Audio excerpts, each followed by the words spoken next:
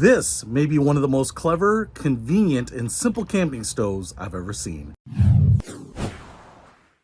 What's happening, Panda Nation? Peter Von Panda here. You probably want to cook outside. You love camping. We all do.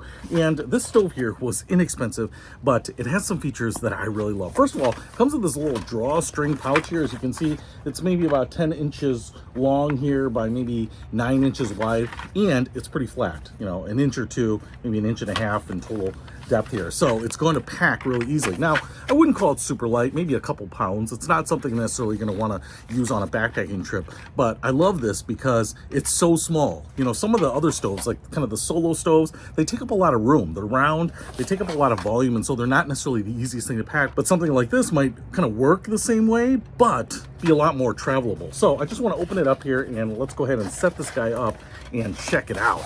All right, this is what we get inside, and as you can see, it's very compact. What I like about this is it's a combination of stainless steel and aluminum, so you shouldn't have to worry about it corroding or anything like that. But this nCamp stove here has some interesting features. I was looking at the pictures pretty closely before I bought it because I was not really sure how you could get it to work, but I want to show you that it's got kind of like this tabletop piece here, and I think this is all aluminum. It has this piece right here, and this is actually kind of important because it has these little raised spires around here so that when you put something on top of it, like a pot or a pan, it's not going to snuff out your flame. The inner hole right here is actually not super big. I'd call that maybe 2¼ to 2½ inches in diameter, but that's pretty nice because it's going to burn a little like a torch. What do they call those? Swedish torches. And then on the bottom here, what you can see is we have some folding out legs. A little tight on that one, but that one folds out just like that. And then what we have here is this inner contraption, and this just kind of extends, kind of like one of those collapsible camping cups. And this is what's really clever because now what I can do is I can actually fill this with sticks or twigs. You can see how the bottom is all vented there. Air can go in the sides, up in the bottom, so that air should fuel that fire, and then it will kind of come out up at the top like a torch. Now, one of the things that I was kind of curious about here was, could I use this with alcohol? And I think you can, but you would probably need a little cup to go in here, right? To kind of hold that alcohol.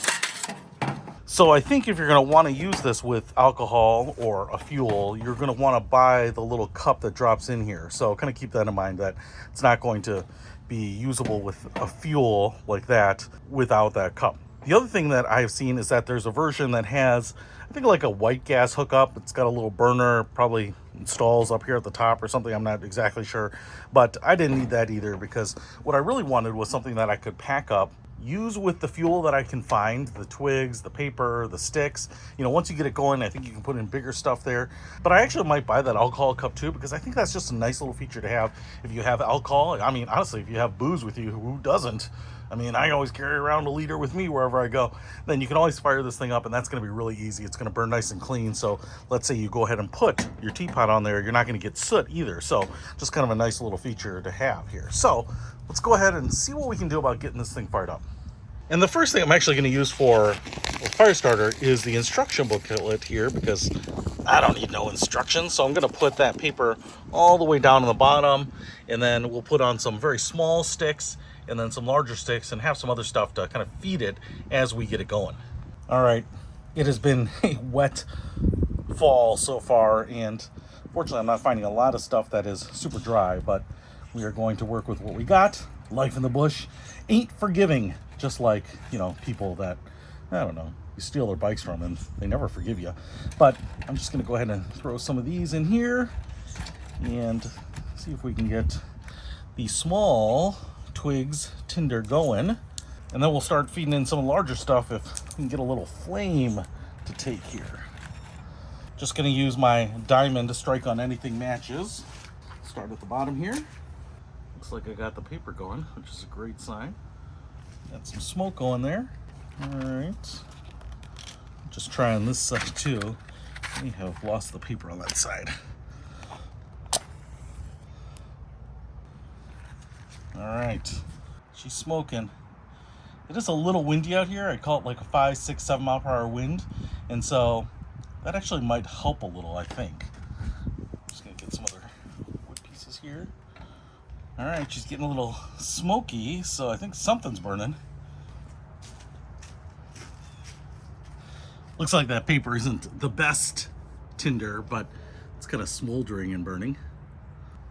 All right, I'm hearing some crackling and some popping, and I think that's because of the wet wood here.